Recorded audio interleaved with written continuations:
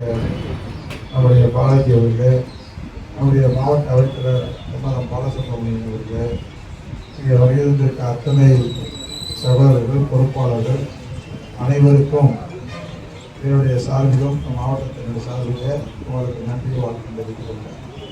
நீங்கள் இந்த கூட்டமைப்பு எங்களுக்கு ஆதரவு தந்தது, அனைத்து சமுதாயமும் ஆதரவு தந்ததை போல இன்றைக்கு 4 பேரும் 4 கூட்டமைப்புகள் ஆதரவு தந்திருக்கிறது. உங்களுக்கு முதல்ல எங்களுடைய நன்றியை தெரிவித்துக் கொள்கிறோம்.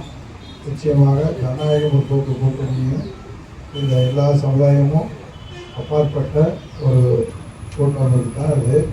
அதோட நீங்களும் எங்களுக்கு சப்போர்ட்டிவாக இந்த மாதிரி ஆதரவு தந்திருக்கீங்க.